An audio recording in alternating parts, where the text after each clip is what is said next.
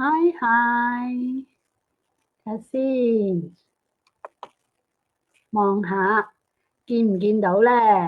咁咧，等我望一望，俾大家睇下咧，我哋嘅直播係咪成功先？今日好似得喎，太好啦！咁啊，見到大家啦。咁咧喺墨爾本咧，我哋嘅時間咧就係下晝嘅4點鐘，係啦。咁而咧香港咧，我哋嘅時間咧就係1點鐘，即係你哋食緊晏嘅時候啦。咁咧又嚟到咧我一個新嘅系列啦，叫做行行出狀元啦。咁我諗咧喺上個禮拜二咧，大家就會有聽過咧一個飛機師咧，佢度分享咧佢嘅一啲嘅故事啦，或者好多人咧就會諗我都想我嘅小朋友做飛機師啊。咁其實係有啲咩資格啊，或者其實好唔好做㗎？咁你睇翻上一條片啦。咁今日咧又嚟到咧另一位咧專家啦喎。咁呢位專家咧就我識咗佢都我諗成年嘅時間啦，係咪啊都有咧。因為咧我層樓咧就係佢包辦嘅，係啦。咁所以咧我哋已經入伙啦。咁但係咧佢嘅專業咧其實咧係驗樓嘅。係啦，咁我初初識阿 Kelvin 嘅時候咧，咁就係我先生介紹啦，應該可能都係我哋嘅律師介紹嘅，係啊，冇錯，律師介紹嘅，咁就揾佢驗樓喎。咁坊間其實你可以揾好多唔同人驗樓，有牌冇牌咧，其實都會話自己識驗樓嘅。咁今日咧就同你去到探討一下啦。咁首先咧就係要通知下啲朋友先啦，俾個 like 我哋嘅直播啦。咁同埋咧我要分享嘅連結咧，快啲叫啲人咧入嚟睇先。咁啊，俾1秒鐘我，其實係5秒鐘嘅，我先可以做到嘢嘅。咁咧就睇下先，就叫啲人咧要 join in 啦。咁因為睇直播你可以問問題啊嘛，直接咁咧俾啲時間我，係啦。咁咧等我通知晒咧我墨爾本嘅朋友，因為點解咧？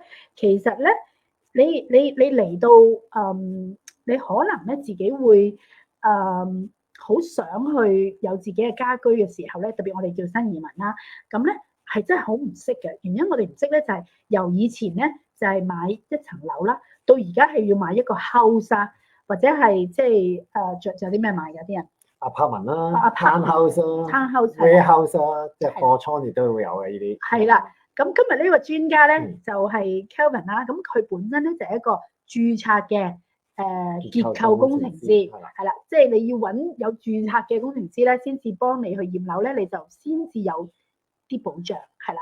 咁不如你又講一講你嘅背景，等我哋6個小孩媽媽嘅朋友仔咧認識下先。好啦，咁我其實我95年已經嚟咗 Melbourne 㗎啦，咁我讀中學啦，之後畢業就喺 Monash grad 咗之後就係 C4N 啦，咁一路出嚟都係從事呢一個建築，咁當初就 apartment，後尾就變咗去做 house 啦，咁一路其實從事 house 都接近20年啦已經，咁就我好有興趣，所以包括係舊樓啊、啲爛嘅屋啊，點樣去處理啊，一啲古蹟啊、18年嘅屋啊，同埋直至最近啦，其實我最近咧6年前我都先出嚟自己做，咁就我仍然有同我拍檔做緊呢個建築工程嘅 certify， 即係我哋設計嗰啲結構啊、certify 啊，同埋做一啲嘅維修啊，即係嗰啲人哋嗰啲僭建啊呢啲，咁所以我哋識到好多律師，咁因為好多啲業主都其實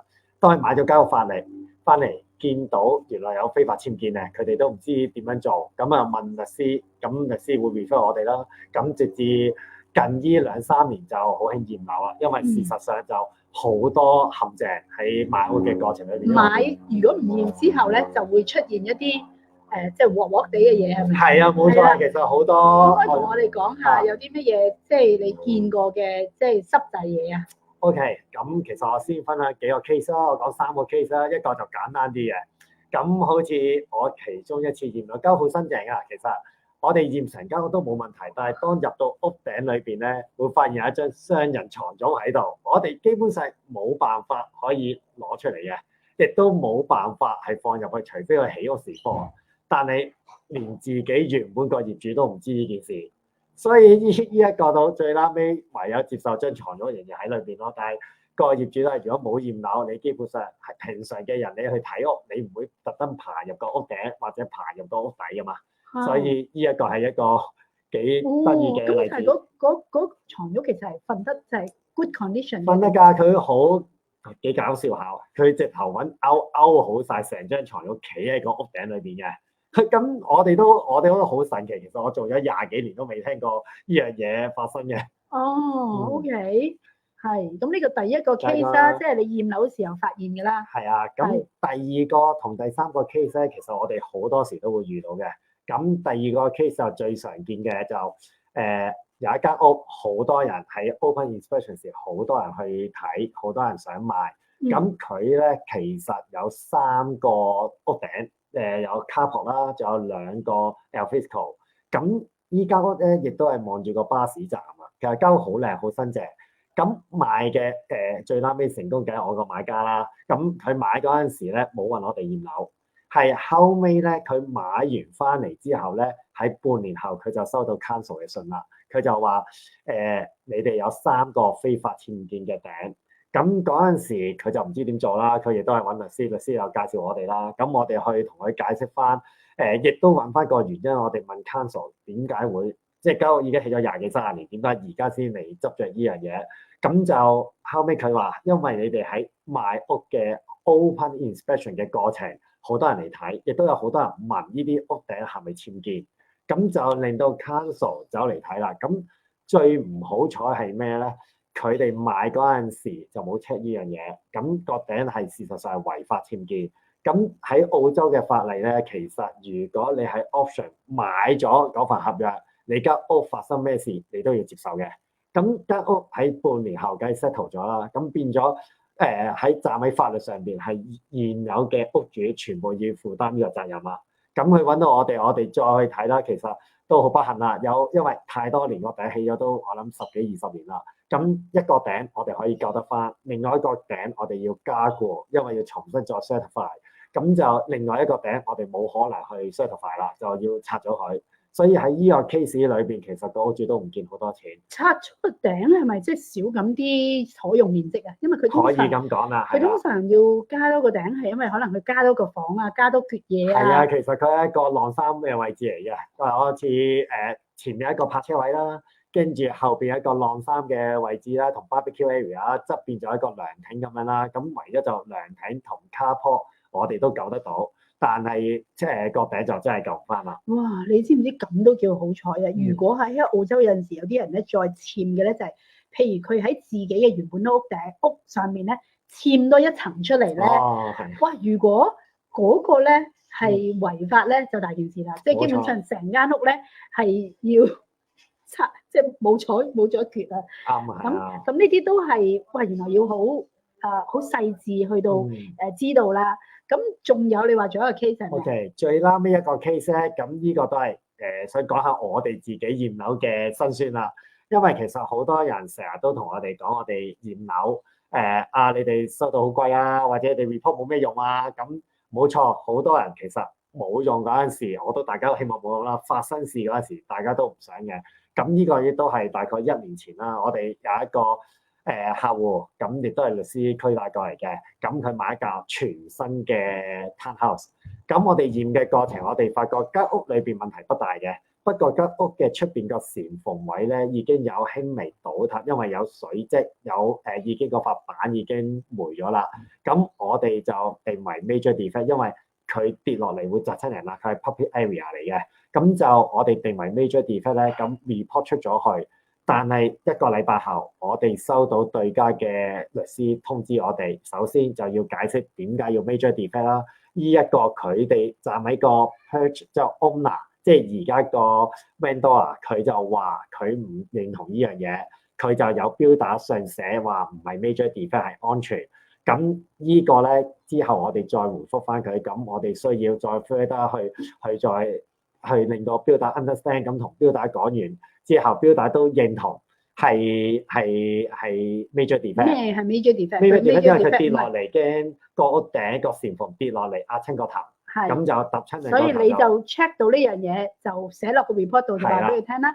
咁咧當事人即係賣家賣樓嗰個人咧就覺得，我間屋冇呢啲問題嘅。係啦，冇錯。咁就口同鼻拗，咁但係最後我知啦，呢單嘢就你贏咗啦。係啊。即係因為咁，但係咧就花咗好多時間啊，因為要去接即係要去接洽大應。家律師。係啦，咁因為咧我自己咧，我頭先有問阿 Kevin 嘅，我哋屋企咧買到依家呢層樓咧，其實咧係我哋 private sales 啊，咁但係我諗你見過我哋好多次 auction 㗎啦，我哋咁。因為我先生咧，佢本身咧都係一個 accountant 會計師出身啦，佢係一個好 safe 好保險嘅人啊。我就問佢，我話我哋大話每一次驗樓都唔平㗎嚇，係講緊幾百蚊嘅嚇。佢都俾錢去驗，咁咧就係原來我都驗咗5次樓，先至買到而家呢一層樓，係啦。咁啊，因為我知道咧，其實有唔少澳洲嘅朋友仔嗰陣時，有啲人係冇驗樓就買㗎啦，咁就會出現咧。頭先講嘅有啲嘅，即係可能性嘅危險啦，唔知嘅，可能冇事都會嘅，但係亦都可能會有事啦。咁我老公係一個好保險嘅人啦，咁所以咧佢就逢親有少少 potential，佢要想買嘅樓咧，佢都會請驗樓嘅。咁你咧亦都唔係我哋第一個咧揾嘅驗樓嘅人，咁即係換言之，我哋有比較啦。有比較有傷害冇比較冇傷害，咁我哋最後咧好多次咧都係揾阿 Kelvin 去驗啦。咁係啦，就係講緊點解？譬如佢都有同我講，有啲人其實百幾蚊已經可以俾到驗樓，咁點解我要花成即係可能幾倍嘅價錢去揾佢咧？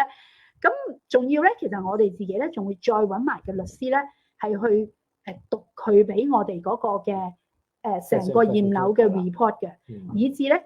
先至決定咧，我哋要唔要嗰層樓嘅。咁真係咧，會發現有啲即係古古怪怪嘅問題嘅喎。譬如有啲係白蟻啊，可能你會見到漏水啊，或者係其實地底唔知有啲乜嘢嘢啊。其實我哋未必識睇嘅。咁咧係啦，係專家啦。咁我今日咧就趁住 Kevin 喺度咧，就同大家咧，我哋去講咧8個咧，即係 tips 同要點咧，就係。大家係咪好想知啊？即係如果你嚟到澳洲啦，或者係我唔知其他國家啱唔啱啊？咁我就喺墨爾本啦。咁其實喺唔同嘅地方咧，你要去買樓之前，其實咧你要注意啲乜嘢特別嘅事項。好啊，咁我哋大家講下啦。咁通常最重要，其實我覺得驗樓到第2步，第一步係最緊要揾一個好嘅過戶律師，因為你哋賣樓睇中層樓之前，佢喺澳洲有個 Section 32嘅，咁嗰份合約先叫佢睇清楚有冇一啲譬如非法僭建啊，或者爭緊或者 Council 有啲乜嘢圍標嘅建築啊，同埋而家最 common 就買 apartment 啦，或者 townhouse， 咁會唔會爭緊人錢個 body count？因為呢個我最誇張見過咧係爭10萬蚊咯。咁就要新業主 bear。係啦，冇錯。咁啲人如果揾個律師，個律師有好多時就覺得冇所謂唔睇，咁買咗翻嚟，其實嗰個喺個合約裏邊已經寫清楚，呢10萬蚊已經要係新業主負責㗎啦，一個戶就由佢哋負責啦。因為我最近都係啱啱1個禮拜前有一個 auntie 都話啱啱買咗，好唔好彩佢要負責7萬蚊咯，一個人拍賣，好慘啊，係啊。我哋咧就係嘅，每一次咧驗樓之前咧。係啦，我哋都揾律師咧去睇 Section 32嘅，咁呢個錢我哋都冇慳到嘅，咁以至即係買到而家呢個即係地方啦，係啦，喂，好啦，呢個就係 point one 啦，咁而我咧亦都好滿意咧，即係一路我哋又係唔止一個律師做過啦，咁而家我哋用緊嗰個咧，亦都係非常之 highly recommend 咧，好負責任嘅一個識講廣東話嘅，即係嗱，我揾佢咧，亦都係因為佢識講廣東話，其實有陣時咧就呢度其實都有一啲講英文嘅人去做嘅，不過我覺得咧冇語言障礙咧係好緊要。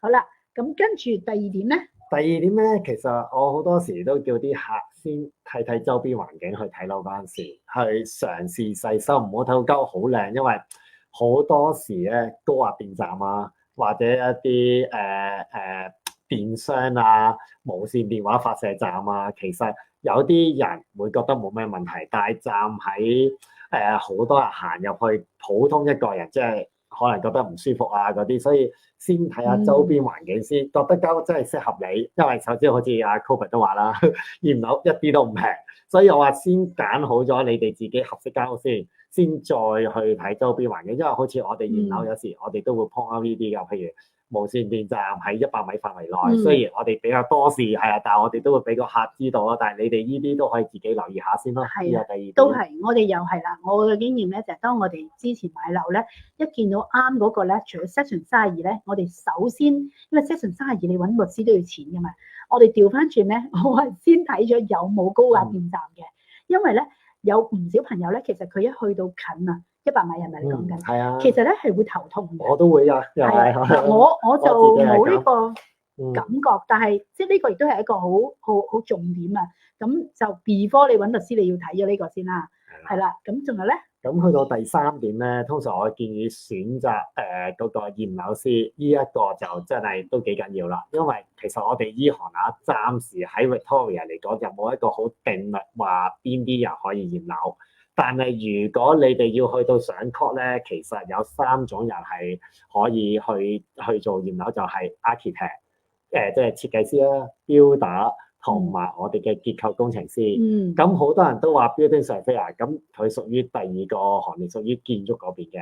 所以去到呢個關口咧，就要小心啲啦。大家揀嗰陣時，咁因為好多時件事冇去到 court 嗰陣時咧，就冇乜問題嘅。但係上 court 大家都會 check background，即係好似我驗樓，其實我好多時驗樓啲人都而家好多啲 agent 啊或者 builder 都會要我填翻我嘅 registration number 啊，睇埋我哋保險啊，因為我哋都需要買保險嘅。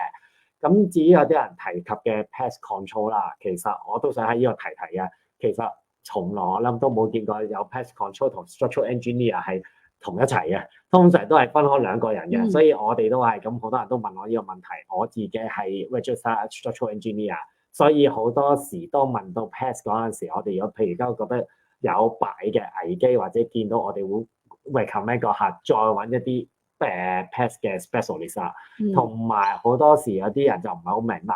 Pest specialist 有分幾種 license 嘅，有啲 license 就淨係 inspector，呢個係最簡單去讀嘅檢查嘅。第二個就係一啲可以做埋 treatment 嘅，咁滅蟲係啦。Pest control 其實滅蟲啊嚇。係啦，通常我哋會 recommend 啲客用咧，都係可以做埋滅蟲嗰隻，因為當佢嚟睇你間屋，佢哋都有一個報價收費嘅。咁佢哋嚟驗嗰陣時，順便做埋 recommend，即係建議埋你哋間屋需唔需要做呢個滅蟲，同埋原本嘅滅蟲仲有冇效。咁對於呢間屋嚟講，會比較更加知道佢嘅 background history 咯。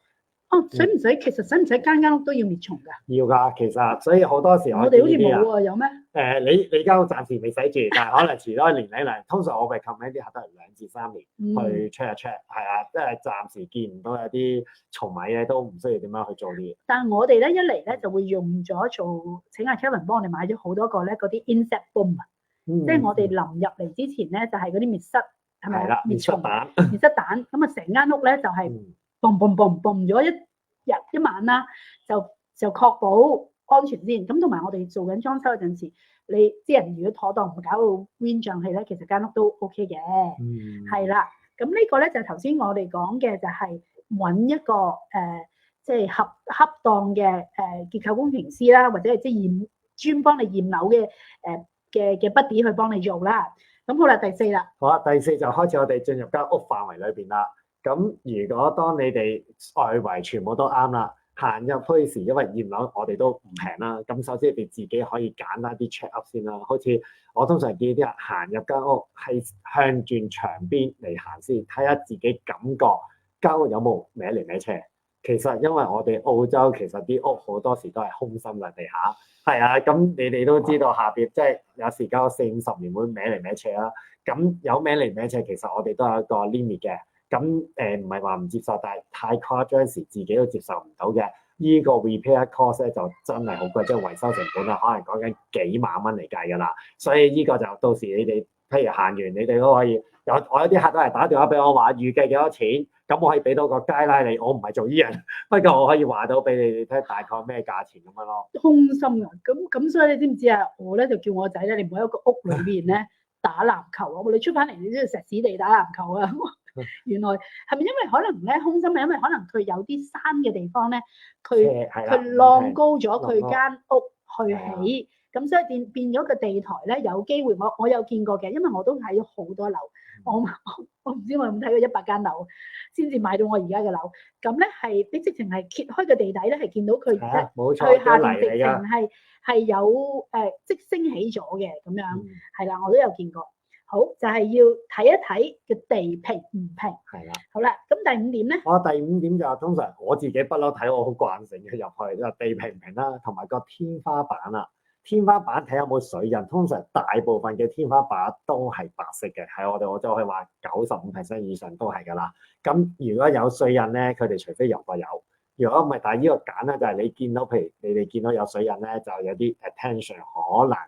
即係有漏水嘅情況啦，上邊屋頂已經好舊啊，或者2層樓就可能浴缸問題啊。咁嚟到呢個情況咧，就可以話再問翻我哋呢啲人，到時話大概維修幾錢啊？呢啲咁樣個街拉咯，咁問翻啲咩相關，咁呢個都係屋裏邊要注意嘅情況。同埋咧，就算咧，我成日都咁諗啊，因為尤其是好多樓咧，佢係會咧化咗妝嘅，係，即係你睇天花咧，其實有啲揾笨嘅，而原因就係其實佢係咁要做個批檔，俾啲錢咧執過嚟先至攞出嚟賣噶嘛。係。咁嗰啲點算啊？係啊，呢個講得非常好。其實嗱，我哋自己都有教人點樣去做一啲裝修嚟令到間屋反被發現，因為其實我哋有去幫人驗樓，但係我哋亦都有幫啲客去反被人驗嘅情況出現嘅。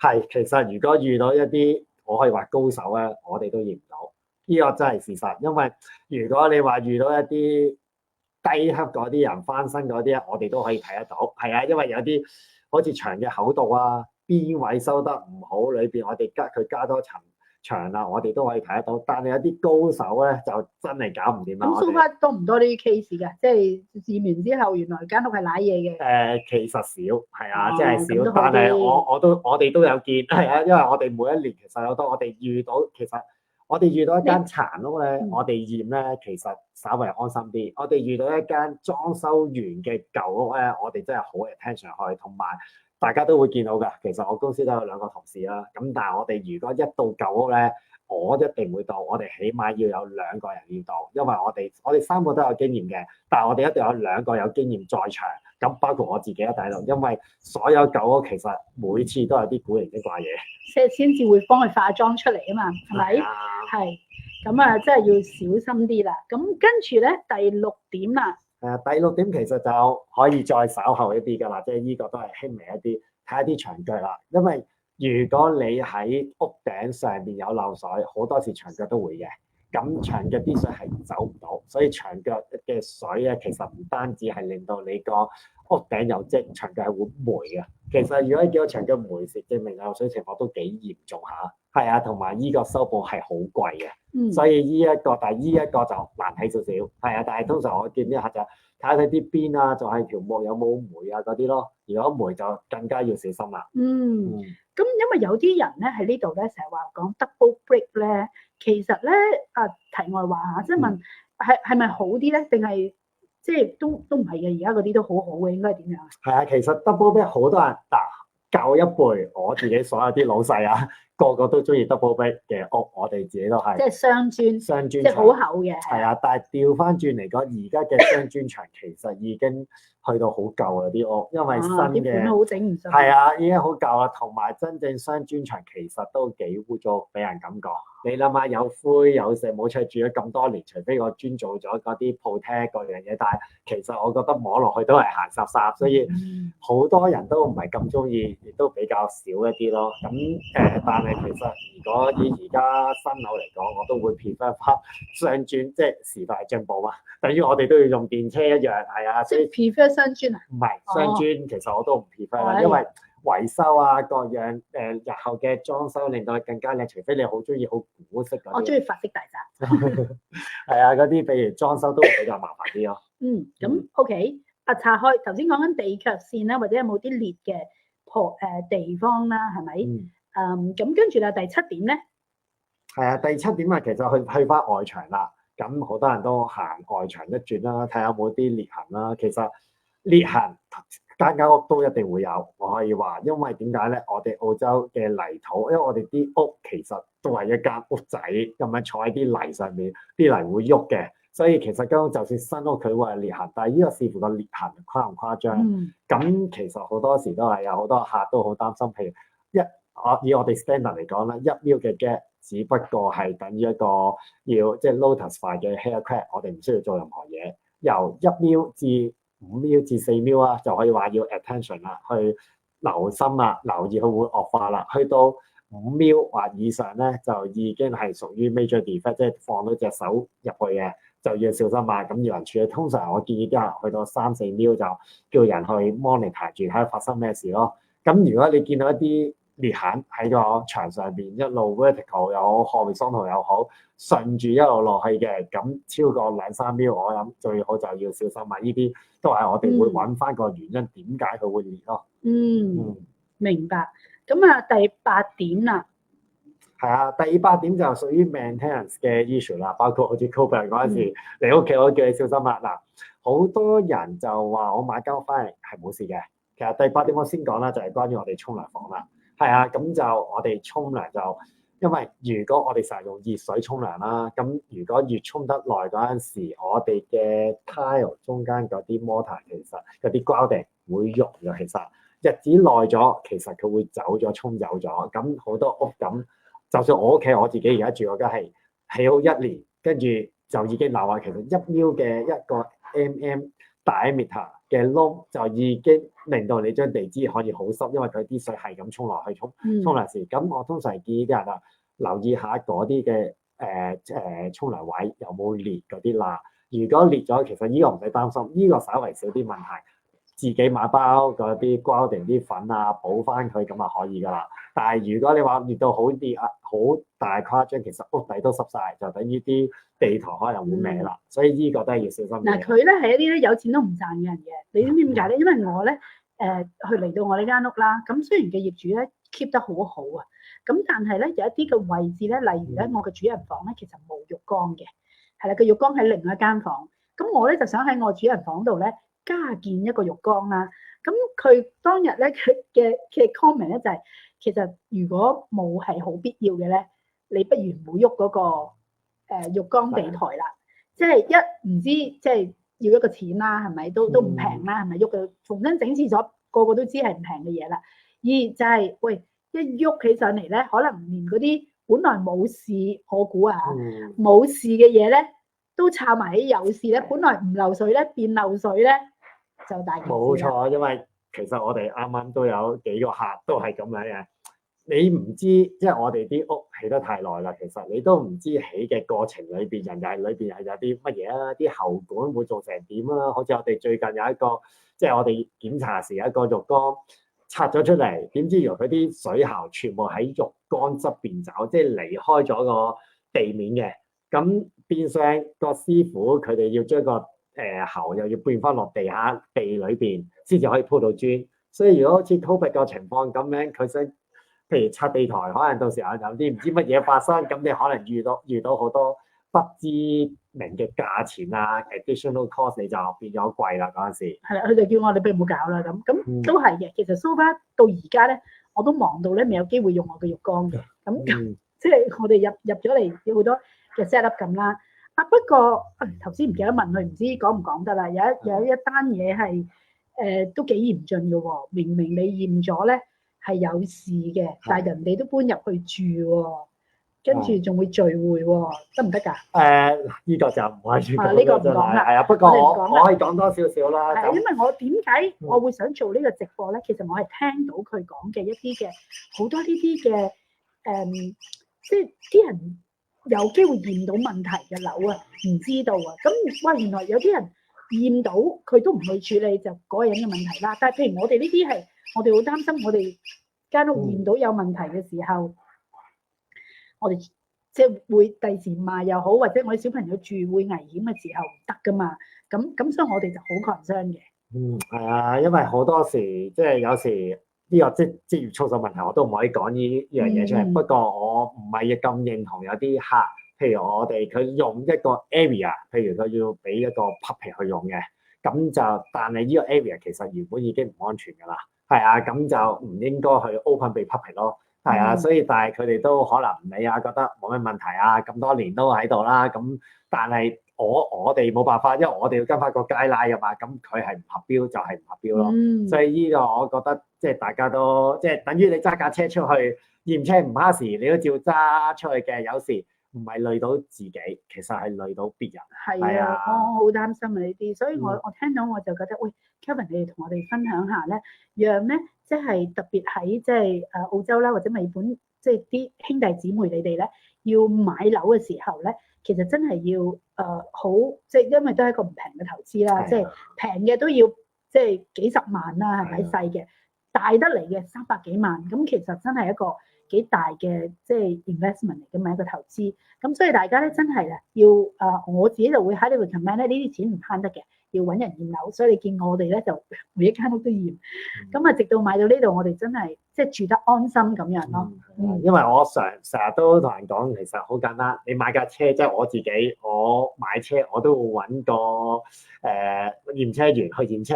同一個道理，一間屋咁貴，其實係需要揾人，即係唔一定係揾我嘅。其實好多時係好多都有註冊嘅，即係揾人睇一睇，起碼多個 professional 去睇，俾你知道間屋嘅背景有啲乜嘢事，咁你哋會安心好多咯。冇錯，咁咧如果係啦，我哋咧今日咧去到尾聲啦，如果你哋有一啲問題咧想問嘅，你不妨咧可以喺個留言嗰度咧打出嚟啦，咁我會請阿 Kelvin 咧去同你哋解答啦。咁有冇一啲係小 tips 要話俾大家聽，結束我哋嘅？OK 其實我見好多客都係太過心急買樓啊，唔好心急。我知道而家市面上個市真係好 hot，好多時候我遲買唔到，但係其實呢個亦都係我以前老細教我㗎。其實揸住層樓個業主嘅心理壓力係大過你去買樓個。